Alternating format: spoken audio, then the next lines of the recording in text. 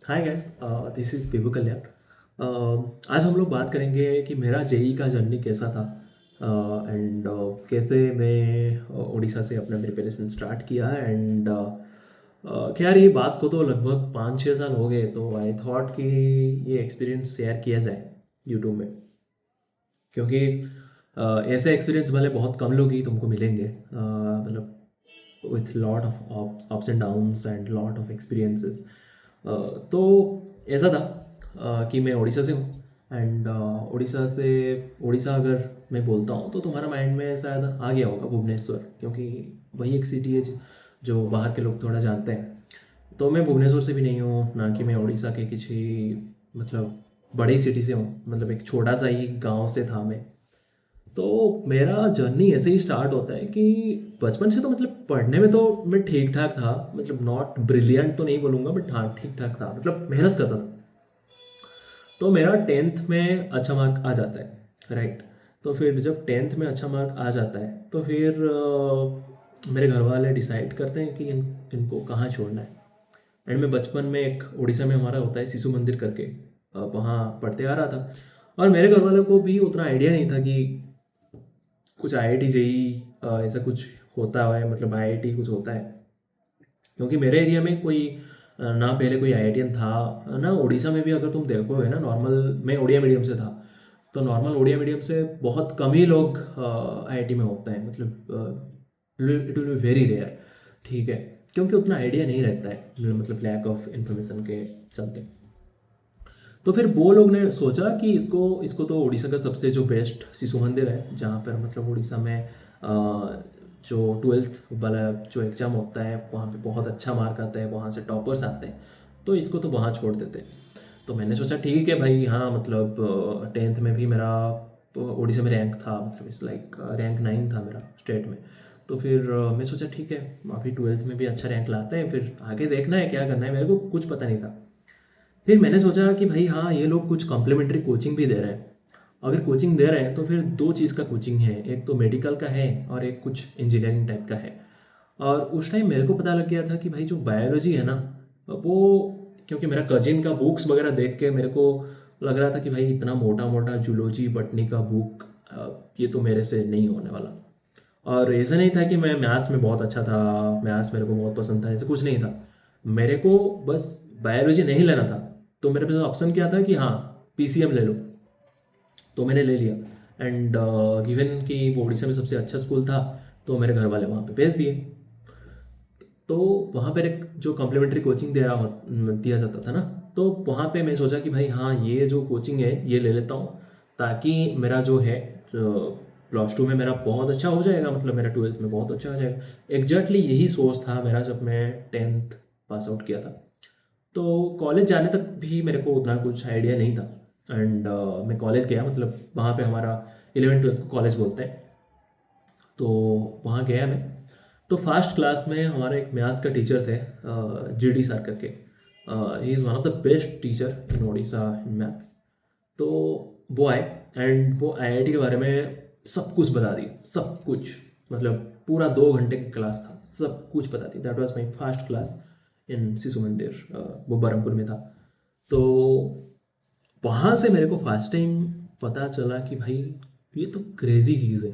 And मेरा family background जैसा था एंड गिवन कि उतना कुछ मतलब नहीं मिला, मतलब अपॉर्चुनिटीज़।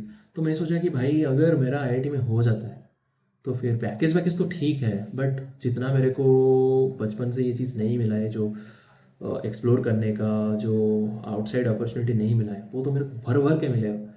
तो मेरे को तो मज़ा आ गया कि भाई ये तो क्रेजी चीज़ है, इसको तो करना ही है। तो फिर करना कैसे है? तो ना मेरे को मैथ्स का कुछ, बहुत सारे लोग कोचिंग लेते हैं ना 9th 10th से, मेरे को वैसा कुछ भी नहीं था ना, कि मेरे को कुछ फाउंडेशन था।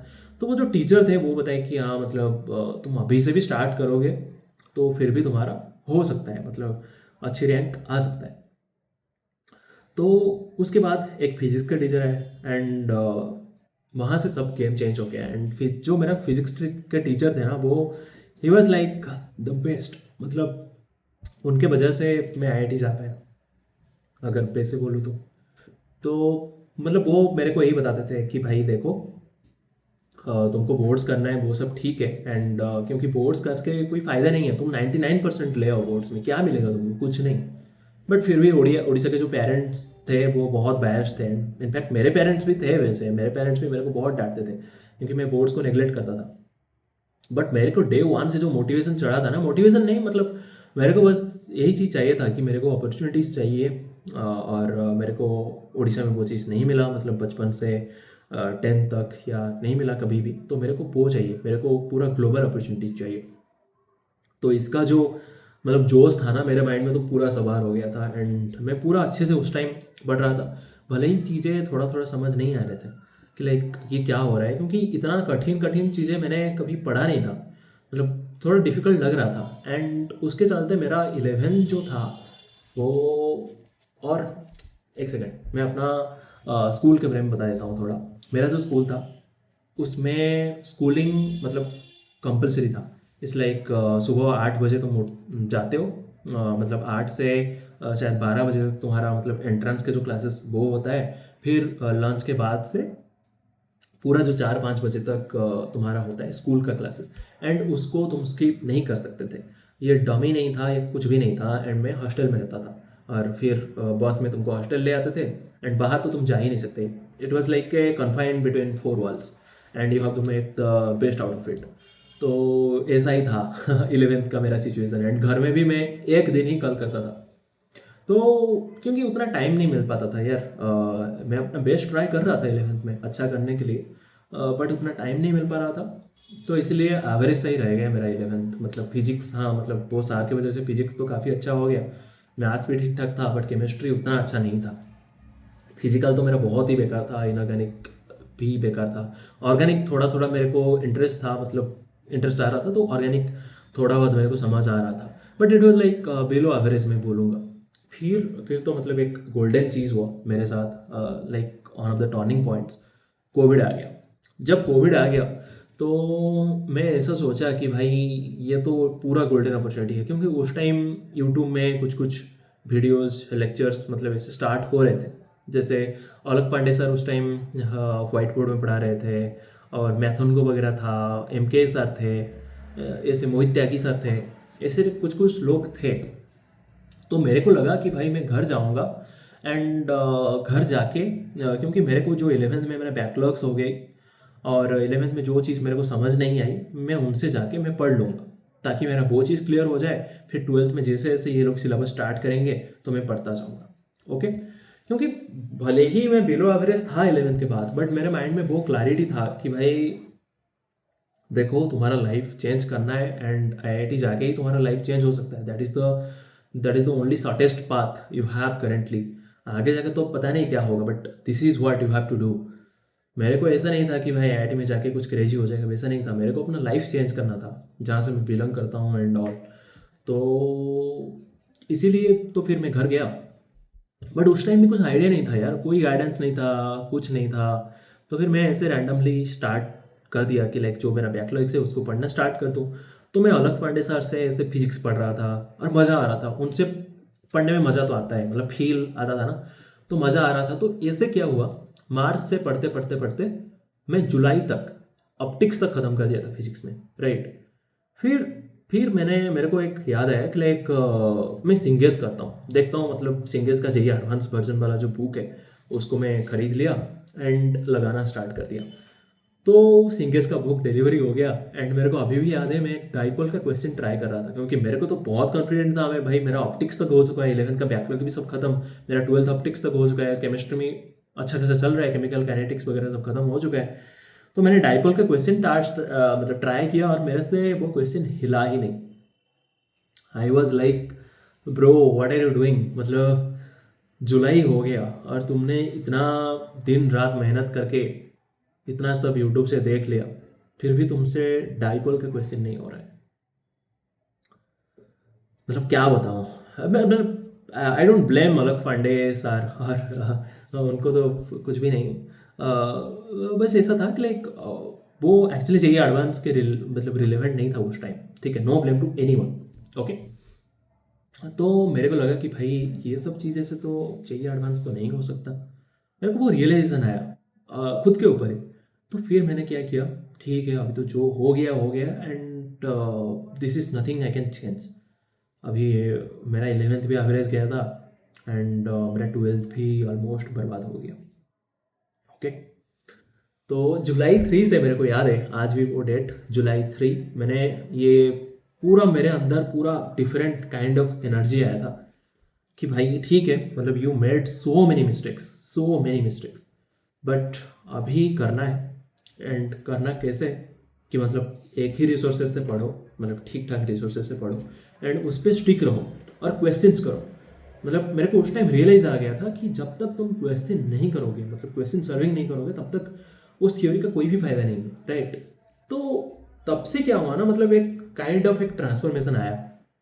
मैं चीज़ों को खुद से ट्राई करता था, मैं खुद बैठ के फिजिक्स के क्वेश्चन को आधे घंटे 1 घंटे तक ट्राई करता था ताकि वो दिमाग में बिल्ड हो सके वो वाला अप्रोच, क्योंकि उससे पहले मेरे से क्वेश्चन हिलता ही नहीं था। और क्वेश्चन अगर ना बने तो क्या ही फायदा, तुम्हारा जेई में नहीं होगा ऑफकोर्स, जितना ही पढ़ लो, जितना भी जिस टीचर से ही पढ़ लो, राइट। तो वो मेरे अंदर डिमेरिट था, ठीक है। तो उसके बाद मैं जब ट्राई किया, आधे घंटे 1 घंटे दे के माइंड में, मतलब माइंड के ऊपर प्रेशर डाला कि भाई तुमको सोचना है एंड तुमको खुद से ही सॉल्व करना है, सोल्यूशन ना देख के। तो थोड़ा टाइम लगा, मतलब थोड़ा 1-2 महीना लगा एंड आज मोटिवेशन तो नहीं दिया था भाई, मेरे अंदर कुछ मोटिवेशन नहीं था, बस हाँ उस सब चीज़ों से बाहर आना था, बस यही मेरा मोटिवेशन था। एंड लाइफ में बहुत मिस्टेक्स किया हूँ, उसको सुधारने का मोटिवेशन था बस। तो फिर मैंने 1-2 महीने में ऐसे किया एंड उस टाइम तो लग रहा था कि मेरा कुछ नहीं हो पाएगा, क्योंकि मैं ऑलरेडी बहुत टाइम वेस्ट कर चुका था एंड सिलेबस बहुत पीछे था।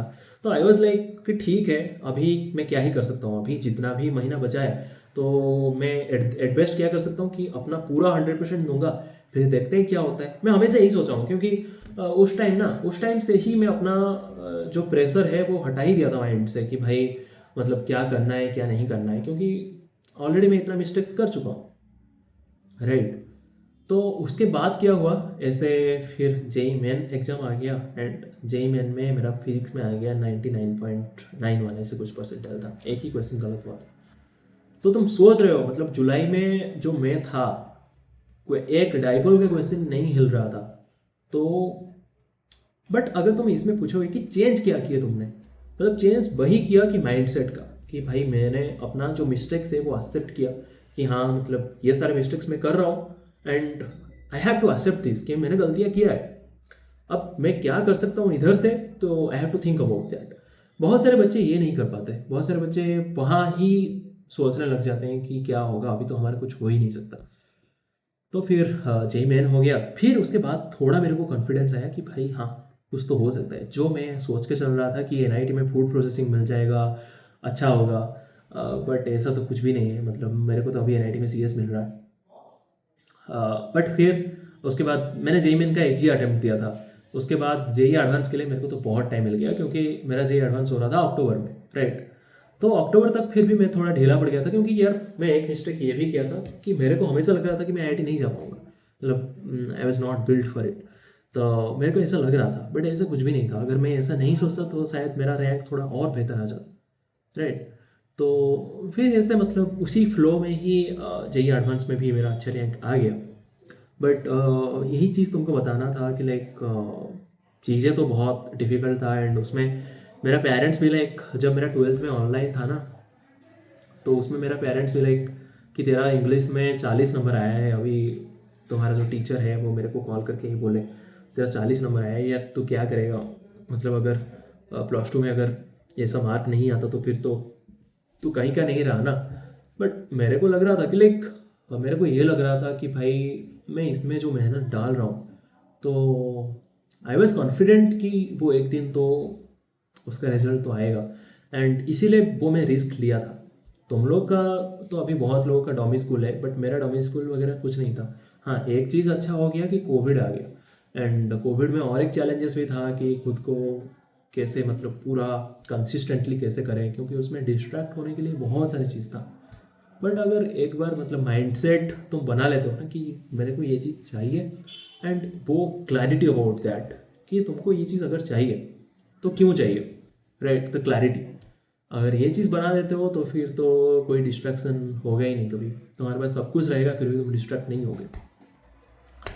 तो यही स्टोरी थी मेरा एक छोटी सी लाइक स्टोरी। तो इससे अगर तुमको कुछ सीखने को मिले तो of course I would be happy. Okay okay guys, bye bye.